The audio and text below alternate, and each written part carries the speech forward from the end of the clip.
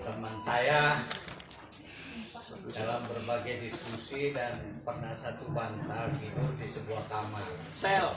Oh, ya. Jadi saya kalau bicara kadang saling kritik atau apa di grup ya biasa-biasa saja. Baiklah bapak-bapak, Pak Surito senior yang saya hormati, beliau ini usianya 86 tahun. Hampir setara dengan Pak Tri Sutrisno. Nah, Pak Tri dengan Pak Pak Surito ini dalam pikirannya masih jernih. Terakhir saya dengar pikiran Pak Tri di gedung DPD RI yang diadakan oleh Pak Lanyala. Pikirannya, walaupun fisik sudah mulai berat. Pak Rito juga, saya kira fisik dan pikirannya tetap jernih dan kuat. Saya tahu masih nyetir sendiri Pak ini. Ini luar biasa ya, 86 tahun. Lalu di sebelah beliau itu, ini boleh dibilang teman lama saya berjuang untuk kembali ke UUD 45 di Gerakan Kebangkitan Indonesia atau GKI. Beliau Pak Maijen Purnawirawan Priyanto Sumantri, mantan wagub yang mungkin satu-satunya wagub yang pernah mundur dari jabatan. Pasti karena pride atau karena harga diri atau karena keyakinan dan sebagainya. Jadi yang saya tahu pejabat yang pernah mundur itu ya Bung Hatta ya. Nah, yang lainnya nggak tahu saya. Semuanya bertahan walaupun berlumuran dosa.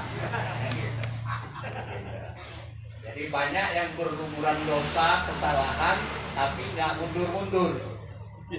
Beda dengan Pak Priyanto ini, dosanya nggak ada, mungkin soal prinsip saja langsung berhenti. Jadi kita hormati beliau sebagai tokoh yang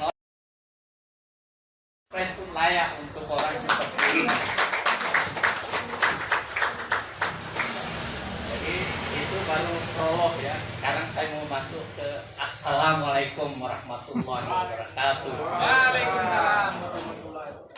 Alhamdulillah teman-teman yang hadir di sini semua aktivis. Jadi saya nggak bisa sebut satu persatu ini. Saya kenal semua ini rasanya. Jadi kalau saya sebut satu ada yang kelewatan nggak enak. Mending saya bilang aja ini teman-teman yang saya muliakan semua. Topik yang diberikan ke saya apa itu? Berbagai tantangan di dalam gerakan perubahan mewujudkan atau perubahan besar ya. Ini saya diinspirasi oleh situasi. Jadi situasinya kira-kira saya gambarkan sederhana begini. Waktu era Pak Harto jatuh, ya ada isu ekonomi, ada isu HAM dan sebagainya kan, ada isu kelamaan di jabatan dan sebagainya. Dan kalau dilihat ke kejatuhan Gus Dur, Gus Dur itu kan sebetulnya nggak besar-besar amat masalahnya. Apalagi itu. Nah, cuma beliau di ujungnya membubarkan DPR itu yang agak fatal. Kalau itu nggak dilakukan, Gus Dur nggak turun sebenarnya. Nggak jatuh. Nah, saya mau bilang bahwa kesalahan tokoh-tokoh bangsa yang lalu itu ya saya pikir nggak seberapa, tapi jatuh. Coba pikirkan, ya nggak? Ya. Nggak seberapa dosa Gus Dur itu kan kok jatuh. Yang sekarang kok nggak jatuh-jatuh? Ini cepat aja nangkap maksudnya. Soekarno. Ya, kalau Soekarno juga masih perdebatan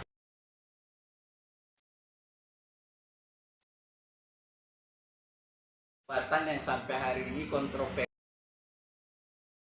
Nah, soal G30S dulu itu kan. Jadi, skenario itu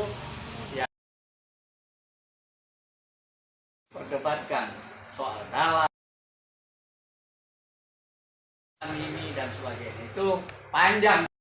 Itu 2 hari 2 malam saya bahas. Itu orang yang ngerti. Kalau kita bahas nggak tahu nggak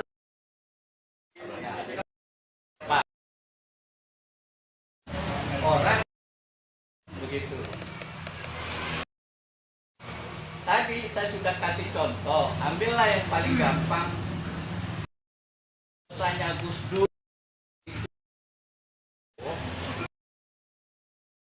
Tuan besar yang lagi sekarang ini.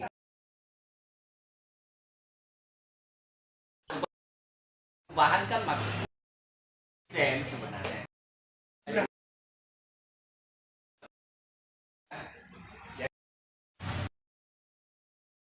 Misalnya korupsi di era sekarang, pakai ukuran itu aja.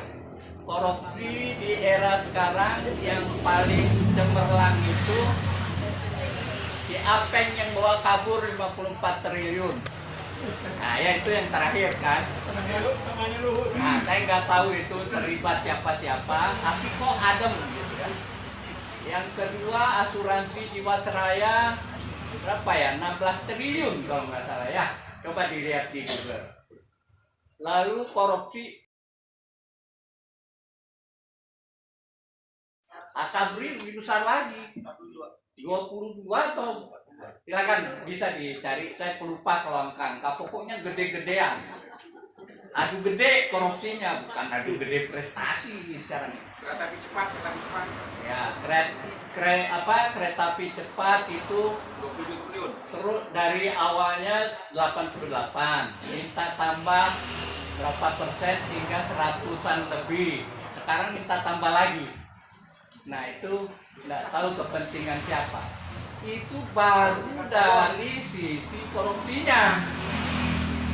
Kok nggak turun? Kok nggak bisa turun? Belum soal HAM. Itu soal HAM misalnya KM 50. Itu kan telanjang bulat itu. Di internasional udah dipersoalkan. Dulu Pak Harto diributkan soal HAM. Pak Harto turun. Nah yang sekarang kan soal HAM juga bertahan juga kan gitu. Belum yang lain-lain. Jadi mengapa ini kekuasaan bisa bertahan? Nah itulah yang kita mau bahas. Kenapa dalam situasi begini ini bisa bertahan? Tapi sebelum masuk ke poin itu, saya ingin tentang sebuah perubahan bisa terjadi itu kenapa dan bagaimana. Perubahan politik di sebuah negara atau di Indonesia lah lebih khusus itu kalau kira-kira memenuhi 5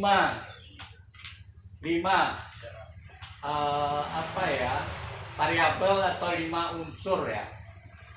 Yang pertama, kalau terjadi krisis ekonomi yang parah. Nah, bagaimana indikator krisis ekonomi yang parah itu? Kalau pakai ukuran yang lalu itu rupiah sampai 17.000 misalnya kan. Yang lalu orang-orang susah mendapatkan makanan. Lalu ada mungkin kelas menengah yang sudah tidak bisa menggaji karyawannya, atau tuan-tuan mulai tidak terima gaji. Ya kan? Lalu indikator lainnya kalau misalnya ada kelaparan di mana-mana, orang susah makan, seperti era Bung Karno dulu banyak yang kelaparan, ya kan? Kalau yang sekarang mungkin adik-adik banyak yang nggak tahu situasi tahun 64, 65, 66. Itu keadaan begitu susah sampai ada yang makan bubur ya. Sesuatu situasi yang membuat ada gerakan masyarakat untuk inginkan perubahan politik. Itu baru satu sisi. Sisi kedua, kalau di dalam kekuasaan itu terjadi perang badai. Ini Muslim Arbi mungkin tahu siapa yang sedang perang di dalam kekuasaan ini. Tetapi perang kalau damai gara-gara dikasih duit ini yang susah juga. Kan ada yang marah-marah, ngambek-ngambek, nanti dirayu-rayu, nih Bu ada segini, ada ini. Nah, ini persoalan. Jadi persoalan berkelahi di dalam itu di era sekarang beda dengan era Bung Karno dulu atau era yang lalu lah. Nggak ada yang kompromi. Kalau misalnya PKI dengan TNI ribut, ya benar-benar mau saling bantai gitu loh. Nggak ada komprominya. Kalau sekarang elit itu kalau ribut masih bisa main mata. Ini sehingga agak sulit berharap dari perkelahian di dalam kekuasaan itu yang bisa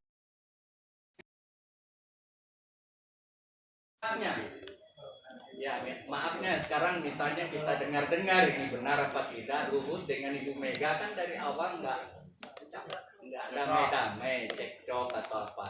Tapi seberapa saya ini nggak tahu kita. Kalau dia lihat, wah di sana, berarti kita damai ya ributnya. Kira-kira gitulah. Baru dua ya indikator perubahan. Selamat datang Pak. Kita sambil santai-santai ya karena Bapak narsum.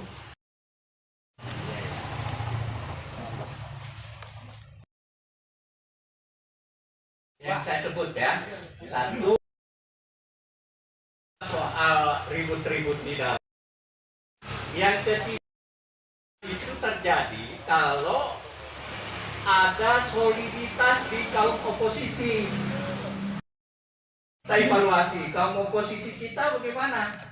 Sudah kurang rapi, ya kan? Barisannya masih kuat ego dari masing-masing tokohnya. Nah, ada tokoh yang bisa diterima sebagai pusat atau sentrum dari perlawanan. Nah, ini yang harus dipikirkan oleh Bapak Sri Bintang Pamungkas ya, sebagai tokoh sentrum di masa lalu. Ini beda sudah nih Pak. Nah, sampai sekarang kalau mau ini nanti kita dalami dulu. Jadi ada tanda-tanda ke arah itu, misalnya tokoh Lanyala. Nah, cuma kan kita tahu juga pasti banyak buzzer-buzzer yang mencoba untuk mengganggu kesulitan dari para oposan-oposan ini. Nah, saran saya sih ya jangan terlalu banyak teori-teori lagi, fokus pada seorang itu. Jadi kita semua yang merasa pemimpin, yang merasa apapun, dia tunduklah pada satu tokoh gitu. Nah, dalam artian dengan jiwa besar, wis tak percaya kue jadi pemimpin, gitu. Ada sentrumnya. Jadi itu syarat, udah 3 ya syarat perubahan itu. Yang keempat itu adalah kalau ada kekuatan global, katakanlah kapitalis global yang pemilik dunia ini kan memang ada yang tukang ngatur, merasa Indonesia ini tidak aman bagi kepentingan dia. Kalau di era Pak Harto kan Amerika, ya lewat itu aman dengan kekuasaan Pak Harto karena Pak Harto itu terlalu nasionalistik dianggap. Sementara ideologi yang mau dipasarkan waktu itu adalah ideologi neoliberalisme. Nah, waktu pemasaran ide itu Pak Harto dianggap orang yang tidak cocok untuk iklim dunia yang ingin liberal. Nah, salah satu yang harus diselesaikan adalah konstitusi Indonesia yang nasionalistik itu harus diubah. Masuklah intervensi IMF, Bank Dunia, dan lain-lain, sehingga terjadi kondisi. Lalu Madeleine Albright menelpon Pak Harto ini saat tanda terakhir. Kalau Clinton nelponnya ke Pak Harto bilang, ikuti aja apa yang dikatakan oleh IMF. Maksudnya supaya terjadi liberalisasi ekonomi. Dan terbukti kan akhirnya setelah Pak Harto turun semua liberal sekarang. Ya kan? Nanti pasal liberalnya kayak apa kalau pengen didalami nanti kita bahas. Pokoknya setelah era Pak Harto itu Indonesia menjadi liberal. Terjadilah politik kayak sekarang, sistem pilpresnya yang langsung, one man one vote dan sebagainya. Yang tadinya era Pak Harto itu masih musyawarah dan sebagainya. Yang luar biasa inilah. Nah, jadi waktu itu Pak Harto sendiri adalah tanda petik korban dari iklim zaman yang ingin liberal. Itu karena Pak Harto dianggap masih nasionalistik, masih walaupun sudah ada unsur kapitalis masuk di awal lewat undang-undang penanaman modal itu, tetapi Pak Harto masih menjaga petani, menjaga UMKM, menjaga ya pokoknya kepentingan rakyat umum masih dikawal. Memang bisnis besar sudah mulai dimasuki oleh para kapitalis, tapi tidak semua diserahkan seperti sekarang. Sekarang ini tinggal museum yang belum diliberalisasi. Udah mulai. Oh, udah mulai. Museum juga mau dijual. Nah, semuanya sudah. Taman-taman apapun sudah liberal. Ya kan? GBK mau disewain katanya. Dan seterusnya. Jadi Indonesia praktis dalam cengkraman kapitalisme secara telak sekarang. Sehingga kondisi seperti makro seperti yang tadi saya sebut itulah yang membuat kita susah berubah. Detailnya nanti saya sampaikan. Yang kelima itu kalau perubahan itu ada syarat-syarat yang dari konstitusi.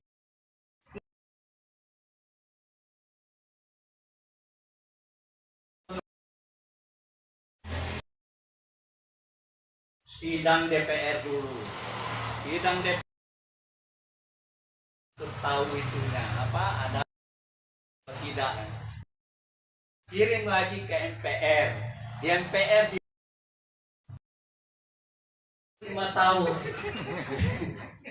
Ya kan? Jadi tidak mungkin terjadi perubahan konstitusional yang dimaksud walaupun dosanya seabrak-abrak. Itu kesulitannya. Jadi banyak sekali pagar yang dibikin oleh kaum neoliberalis ini sehingga mereka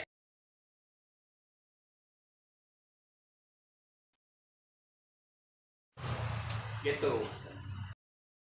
Secara makro, ini saya mau sampaikan pengamatan saya sebagai orang komunikasi politik. Nah, kalau bicara soal ilmu begini, susahnya perubahan itu harus kita sabar dengan detail membahasnya. Nah, kelemahan kita orang Indonesia ini kalau bicara detail itu malas. Padahal dalam detail itu kata Prof. Habibie ada hantunya. Gitu loh. Nah, inilah perlu kita bahas sedetail mungkin mengapa terjadi kesulitan di dalam kita melakukan gerakan perubahan di Indonesia ini. Lebih rinci dari yang saya kemukakan tadi. Biar kita detail ya. Sabar bisa kan? Bisa. Oke. Sampai malam juga bisa. Jadi menurut pengamatan saya sebagai orang yang kuliah di komunikasi politik, yang pertama kendala atau kesulitan di dalam melakukan gerakan perubahan itu satu, ya sulit fokus. Sekarang ini kita sulit fokus pada isu, ya isu soal Siapeng. Baru kita mau bahas Siapeng, mau demo besok sudah datang isu lain. Sehingga kita ngajak teman demo Siapeng nggak jadi lagi. Begitu diputar terus. Jadi era sekarang, era informasi ini sulit kita fokus. Betapapun besar pelanggaran dilakukan oleh kekuasaan, tapi ketika kita bahas besok mau demo besar-besaran, susah. Karena sudah datang isu baru. Itu persoalan di era sekarang ini. Berputar dan berputar terus. Makanya Muslim sakit kepala tiap kali isu yang dia sebar, dia ini kan supaya orang kumpul ini susah kumpul karena sudah datang isu baru.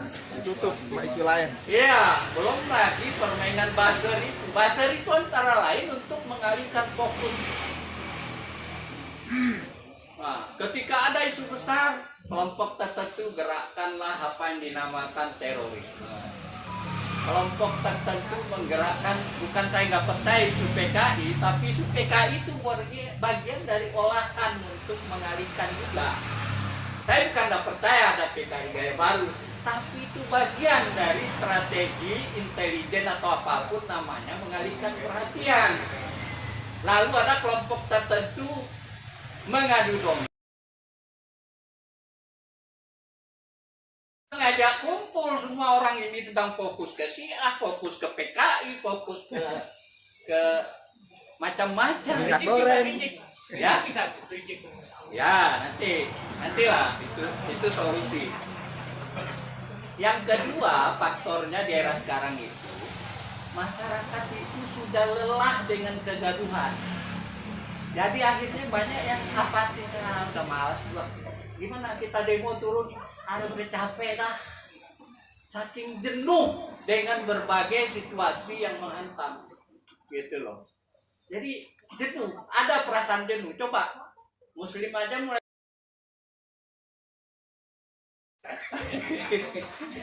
itu ya. Jadi kawan-kawan itu mulai jenuh juga, capek, dibikin capek oleh buzzer, oleh yang menggerakkan berbagai isu-isu itu. Lalu yang ketiga, nah ini juga mengapa susah kita kumpulin orang, Pak Sri Bintang. Hampir setiap orang ini merasa dirinya tokoh sekarang. Jadi individualismenya tinggi, ya kan? Merasa sudah tokoh. Kenapa bisa seperti itu? Karena sumber-sumber informasi pengetahuan menyebar rata di WA di mana-mana. Hanya kiai yang tahu, hanya Pak Sri Bintang yang tahu, hanya beberapa, hanya Muslim yang tahu, hanya Pak Hamzah ini yang tahu. Tapi sekarang semua yang kita anggap diketahui oleh tokoh di masa lalu sudah diketahui oleh rakyat biasa. Ada di Google. Ada di Google, ada di mana. Jadi apa yang disebut sebagai keloyalan, loyalitas, kesetiaan itu udah susah diharap. Mereka Pak Bintang ngomong apa sih itu? Itu bisa dikatakan oleh banyak orang. Itu MHT ngomong apa itu, ngawur dia, ditambah buser lagi. Gitu caranya mereka. Jadi seperti itu situasi kita secara sosiologis. Di era informasi ini mengapa kita di keempat itu ada yang kita mau perjuangkan. Kita bicara tentang ideologi kuno itu nggak ada yang kita sepakati tentang ideologi apa yang mau kita bersama.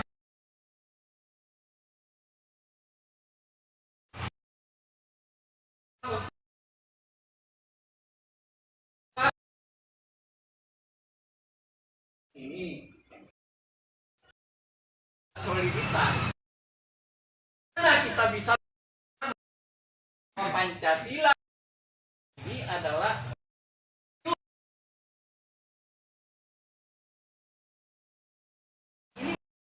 keyakinan ini sudah sampai kita ngomongin kan bahwa ini ideologi ini yang menyelamatkan. Saya sudah menulis keburukan sistem pilpres langsung dengan berapa 16 poin-poin kekurangannya dan tawaran solusinya. Tetapi tetap aja orang bicara, pokoknya pilpres langsung ini hebat, bisa. Sekelas Bapak Rizal Ramli aja bilang tetap pilpres langsung. Ya kan susah. Kalau orang sekelas Bapak Rizal Ramli aja susah kita yakinkan bahwa pilpres langsung ini penuh dengan Masalahnya ya nanti topik entah kapan kita bahas lah lagi. Ya, detail dari masalah pilpres langsung ini. Saya ambil contoh KPU misalnya. Kok bisa KPU ada misteri 17,5 juta pemilih misterius? Kok bisa KPU mengatakan bahwa pemilih yang lalu dihitung sebagai untuk menghitung presiden threshold? Kan tidak masuk akal. Kok bisa orang gila masuk dalam daftar pemilih? Sudah mati. Nah, orang yang mati masih kadang-kadang masih ada. Itu baru satu KPU. Intelijen ikut mempengaruhi. Misalnya dia menyebarkan ke tokoh masyarakat, ke LSM, mengatakan bahwa capres ini yang bagus, Pak. Bapak dukung ini. Kalau survei, Lembaga survei apalagi. Itu udah bandit demokrasi itu. orang berbayar. Ya. Jadi banyak sekali hal-hal instrumen-instrumen yang membuat kita tidak yakin dengan pilpres langsung ini bisa menyelamatkan bangsa. Belum lagi hasil pilpresnya di kotak suara dikirim ke kecamatan, ke KPUD, ke KPU, dan seterusnya. Itu tempat semua ngatur-ngatur angka. Angka 3 jadi 8. dan seterusnya. Jadi banyak sekali titik yang tak terkontrol. Sehingga saya sarankan, ya coba pilih lewat musyawarah di MPR. Kenapa? Karena semua mata rakyat tertuju ke MPR. Kalau Pak Sri Bintang jadi calon presiden, pendukung Pak Sri Bintang akan mengurung gedung MPR itu untuk melihat gelagat kelakuan dari para anggota MPR. Kalau kita bisa lagi, kita punya ahli IT misalnya. Semua nomor HP dari anggota MPR kita bisa monitor, sehingga percakapannya kita tahu mau disogok berapa, mau minta berapa, itu ketahuan. Jadi mudah, karena pusat tempat memilihnya itu bisa dikontrol. Gerakan massa mengepung MPR itu membuat para cukong-cukong takut juga datang ke MPR. Nah, lalu semua ketua partai kita awasi rumahnya. Mau apa? Jauh lebih sederhana. Gitu loh. Nah, dan banyak lagi kelebihan yang jelas dari sistem musyawarah ini. Tidak lahir calon presiden yang tukang tambal ban. Pasti. Kenapa?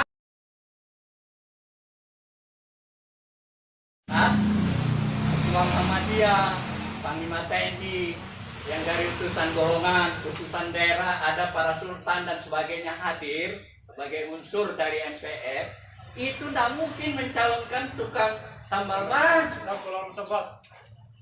Pasti orang yang paling tidak lebih tinggi derajat daripada tokoh ini. Sebab kalau tukang tambal ban, Panglima TNI juga tersinggung. Masa iya, lebih kuat katanya kan gitu. Ya enggak? Ya. Nah, jadi sistem musyawarah ini dijamin capresnya lebih berkualitas. Dijamin. Tidak akan lahirlah model-model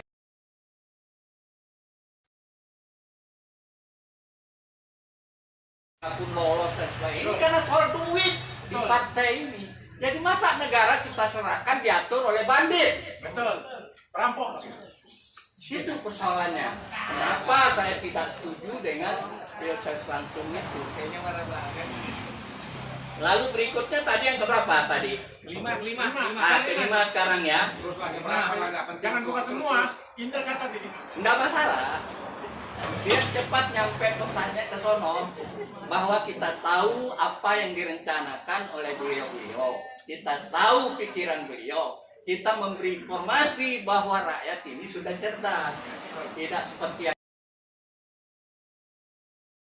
Karena kita bicara soal negara, soal konstitusi, tidak ada pasal yang bisa...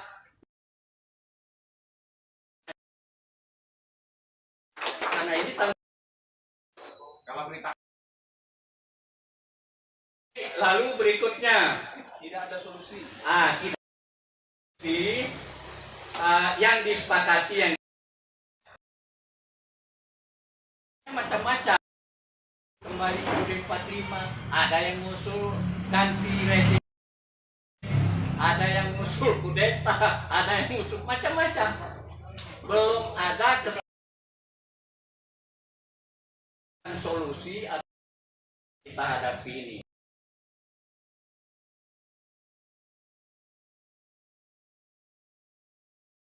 Kepentingan nasional ya, media massa mainstream maksud saya. Kenapa? Karena itu semua miliknya para kepentingan para pemerintah. Kompas di zaman dulu ya.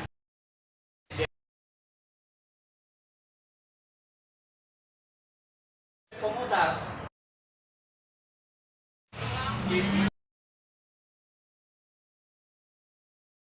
Liburan buat di apa? Digembar-gemborkan gosip ini kawin dengan si ini, cerai dengan si ini. Itu aja beritanya. Kalaupun ada tokoh yang dimuat, yang sering-sering dimuat, ya kayak Ngabalin, Ruhut.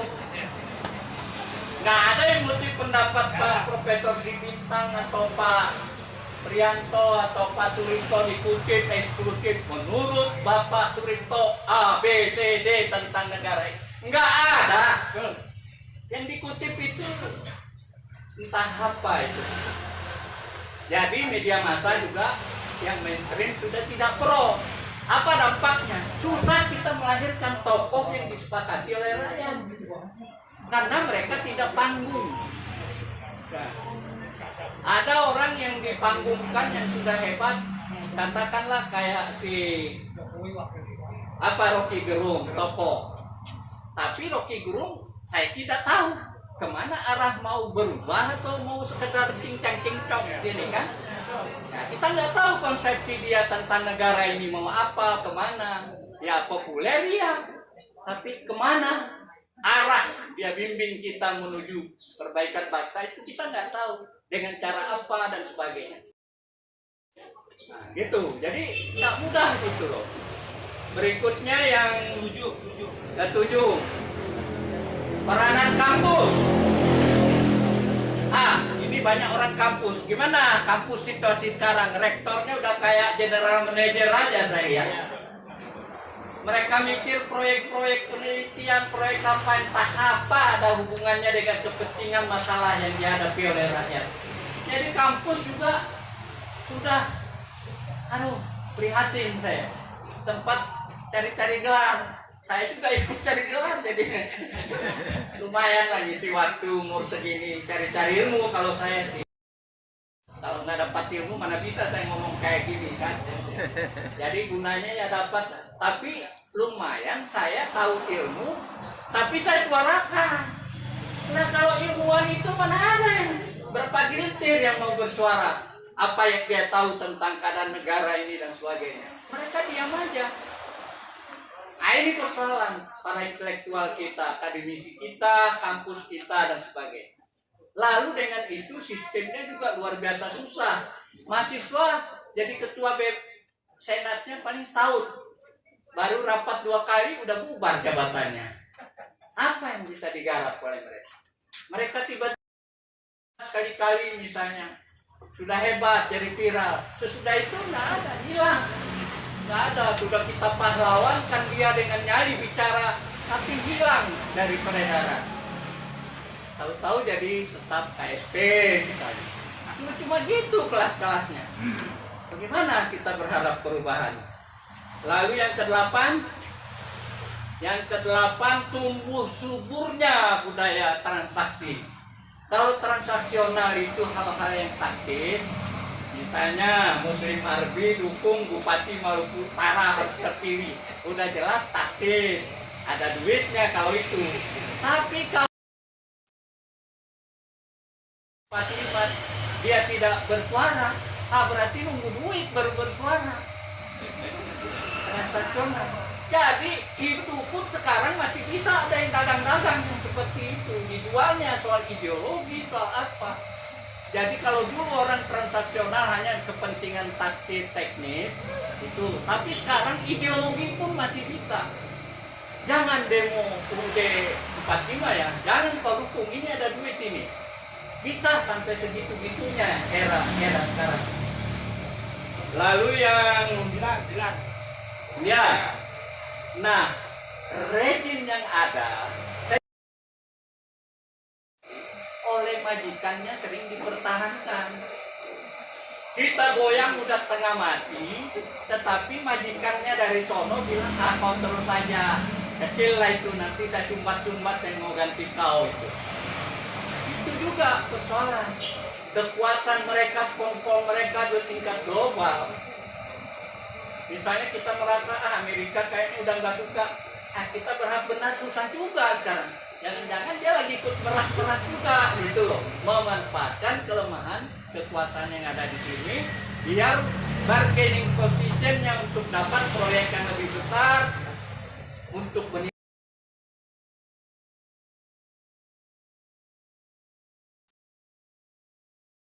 apa sih sungguh-sungguh misalnya ingin perubahan walaupun sudah ditipu-tipu. Semua ada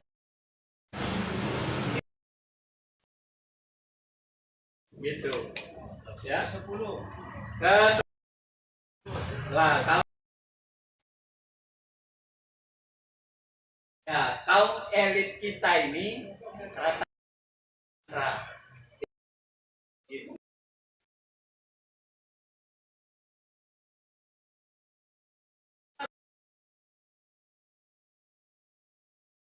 Sebut aja tersandra.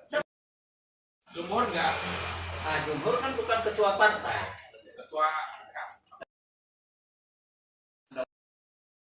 Itulah kita berharap benar-benar tanggal 10 itu bisa berjuang dulu.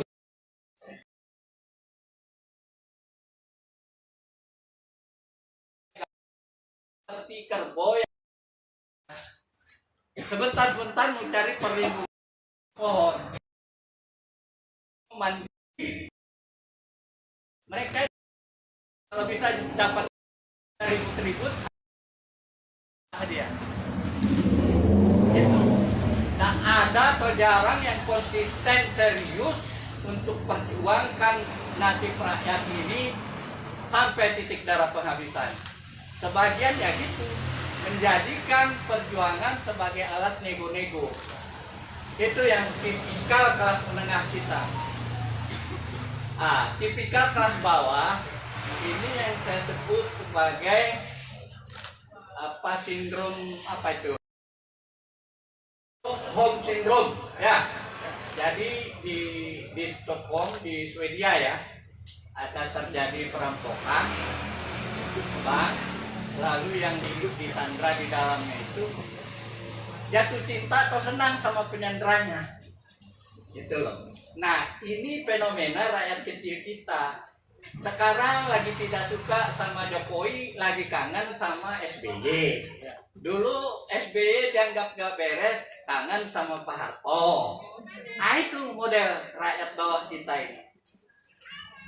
Nah, bagaimana kita aja berjuang orang kayak gini kan? Sekarang lagi tergila-gila sama Anies. Nanti Anies entah apa kerjaannya kalau berkuasa, nanti waduh lebih baik Pak Jokowi. Lebih baik Ahok Atau Ahok. Nah, ini fenomena rakyat bawah, bukan orang sekelas muslim yang paham. Ya kan gitu. Lalu yang kesebelah ini aktivis yang ingin perubahan ini rata-rata miskin. Mau datang hadir ini coba undangan begini bagus, tema begitu bagus, yang datang berapa orang? Kadang-kadang serompong. Saya nggak tahu kalau saya sudah nggak ada, kita sudah nggak ada ini. Apa masih ada yang mau kumpul-kumpul seperti ini? Muslim kau bisa nggak gerakin orang nanti kalau kau panjang umur? Amin. Kartu ongkosnya.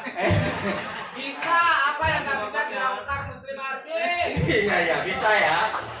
Jadi begitulah situasi psikologis, politis, sosiologis dari keadaan masyarakat kita yang menyebabkan terjadi kesulitan kita menggerakkan perubahan. Saya kira itu ya sebagai catatan akhir dari saya. Lebih kurangnya mohon maaf. Billahi taufiq wal hidayah. Wassalamualaikum warahmatullahi wabarakatuh. Waalaikumsalam.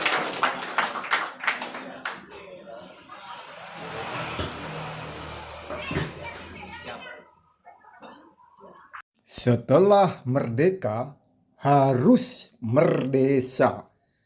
Salam merdesa, adil, makmur, beradab. Sekali merdeka, harus merdesa. Salam merdesa, adil, makmur, beradab. Merdesa, merdesa, merdesa.